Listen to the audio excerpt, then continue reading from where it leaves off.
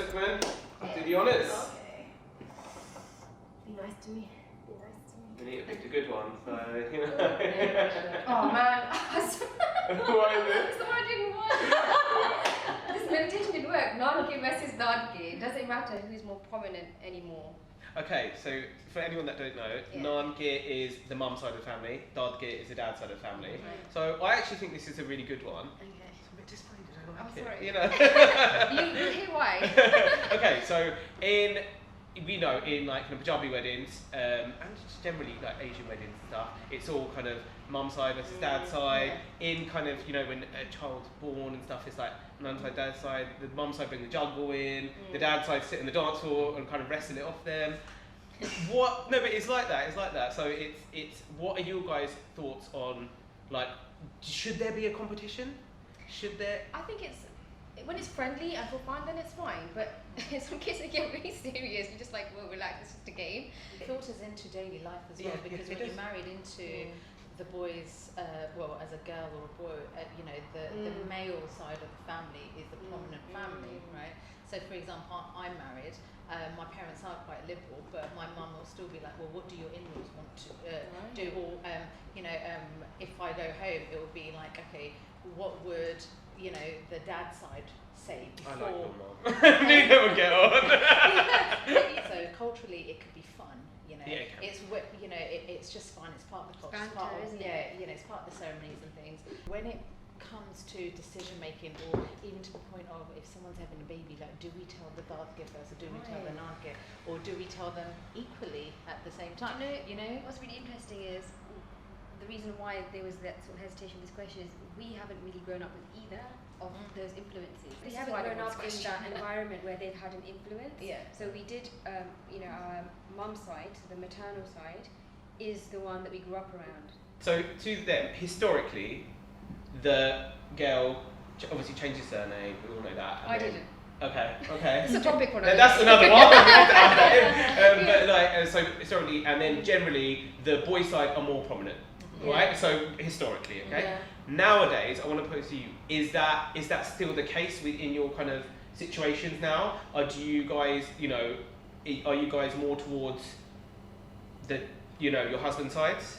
So, you know, both parents of mine, both sets, my own parents, biological parents, as well as my in-laws, they're both very liberal.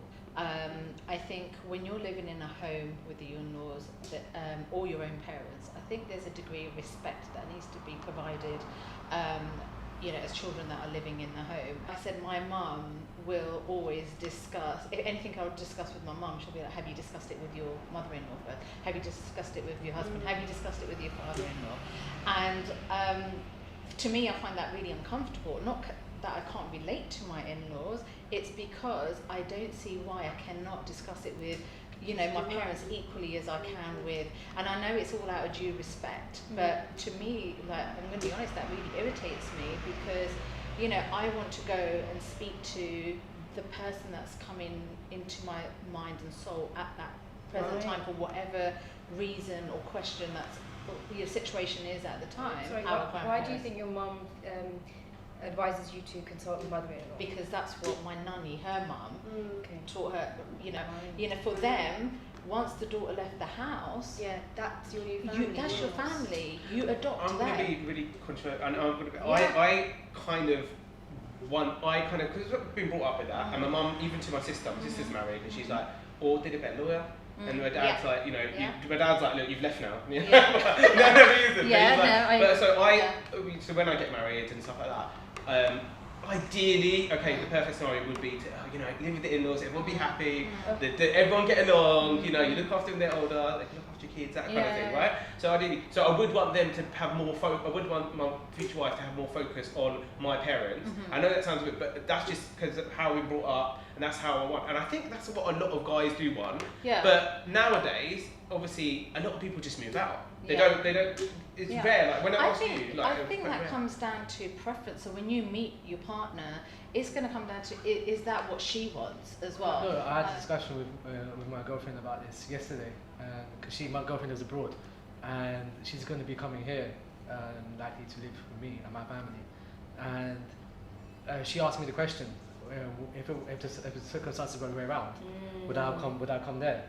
And I would default by beforehand because I think I realised it is a big step for her to leave her family, to leave her mum, her sister, even just what she knows. She's been living there all her life.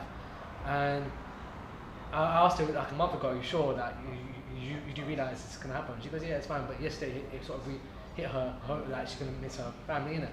She asked me that question, and I said to her, "Look, this decision, I wouldn't ask you to do anything. I would be doing myself, right? That's why I asked you a month ago. Are you sure you want to do this?" And she goes, "Yeah, it's my decision. She'll be coming anyway, even if I didn't want her to. She want to come and be here with me." On that note, I think it comes down to individuals that you're saying. Yeah. It's you two, yourself, it's you and your partner.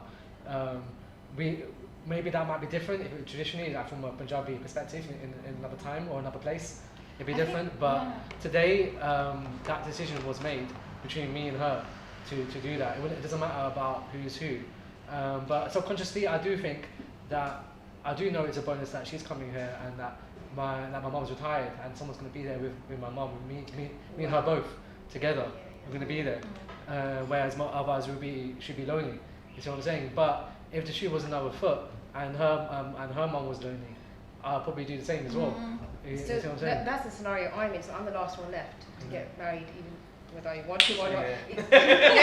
Yes. Right. So I'm the last one left. So that means many a time I've thought my mum will be on her own. Our mum should be left by herself. And would there ever be a guy out there who'd be like, "Don't worry, I'm going to move in with your mum as well"? Because we are always expected to move in with the. Because the point you mentioned, my mum will be retired and she'll be alone. I put off getting married. I was with my husband for 6 years, and he wanted to get married straight away, and I couldn't because I thought, well, my mum, I've got to think about my mum. It's very natural to say you're going to move in with your husband's family, and I knew he was the parents can't be left alone. What about the girls? I do feel, exactly. you know, as a society, especially like with the culture.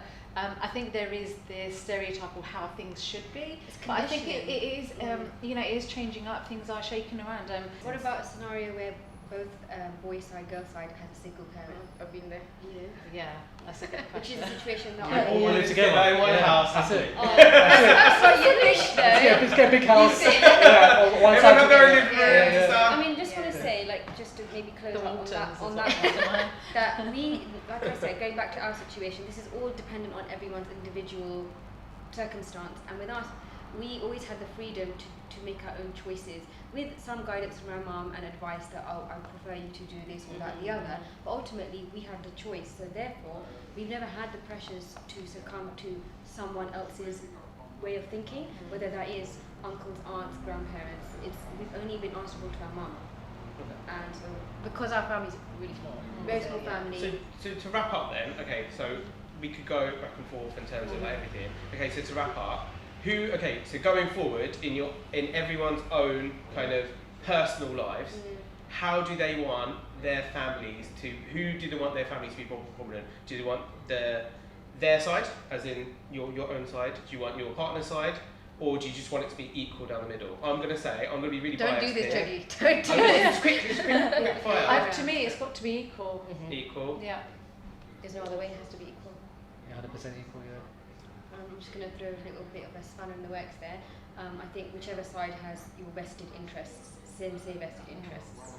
I'm going to be just totally left. I'm going to say I want my side to be more Oh, popular. I'm just going to say it. Because I think, and then obviously that might change once I actually meet my partner and you know I'm on the farm. That might change. Ball and chain, baby, ball and chain. Okay.